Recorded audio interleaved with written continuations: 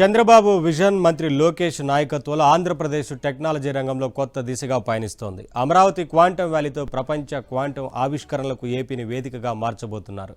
ఈ క్రమంలో అమెరికాలో ఐటీ పారిశ్రామికవేత్తలతో ఏపీటీఎస్ చైర్మన్ మన్నవ మోహన్ కృష్ణ సమావేశమై పలు అంశాలను చర్చించారు. ఏపీలో పెట్టుబడులు పెట్టాలని అక్కడి పారిశ్రామికవేత్తలకు పిలుపునిచ్చారు.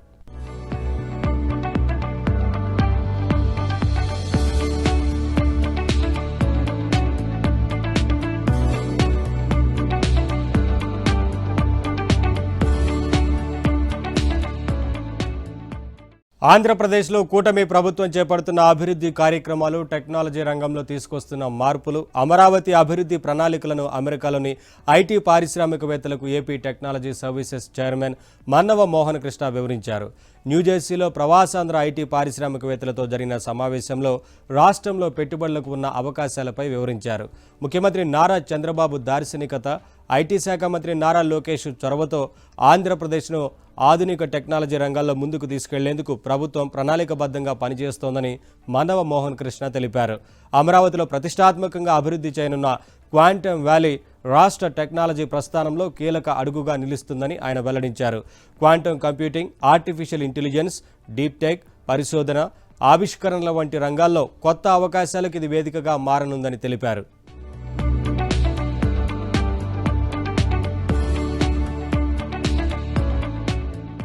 అంతర్జాతీయ సంస్థలతో భాగస్వామ్యాలు, అమరావతి అభివృద్ధి, క్వాంటమ్ టెక్నాలజీ వంటి రంగాల్లో ప్రభుత్వం తీసుకుంటున్న చర్యలు ఏపీని పెట్టుబడులకు మరింత ఆకర్షణీయమైన గమ్యస్థానంగా మారుస్తున్నాయని మోహన్ కృష్ణ గుర్తు చేశారు. అమెరికాలోని తెలుగు పారిశ్రామికవేత్తలు తమ వ్యాపార అనుభవాన్ని, పెట్టుబడులను రాష్ట్రంతో అనుసంధానం చేసుకోవాలని ఆయన కోరారు. పెట్టుబడిదారులకు ప్రభుత్వం అండగా ఉంటుందన్నారు. కూటమి ప్రభుత్వం పెట్టుబడులకు అనుకూల విధానాలు, మెరుగైన మౌలిక వసతులు, వేగవంతమైన అనుమతులు, పరిశ్రమలకు అవసరమైన ప్రభుత్వ సహకారం అందించడంపై ప్రత్యేక దృష్టి పెట్టిందని ఆయన వివరించారు.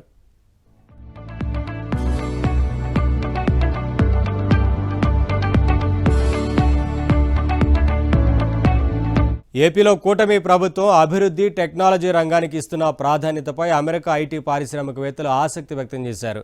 అమరావతిలో క్వాంటమ్ వ్యాలీ, గూగుల్ వంటి అంతర్జాతీయ సంస్థలతో భాగస్వామ్యాలు రాష్ట్రంలో టెక్నాలజీ రంగానికి కొత్త అవకాశాలను తీసుకొస్తున్నాయని చెబుతూ ఏపీ అభివృద్ధి ప్రస్థానంలో భాగస్వాములు కావడానికి వారు సుముఖత వ్యక్తం చేశారు.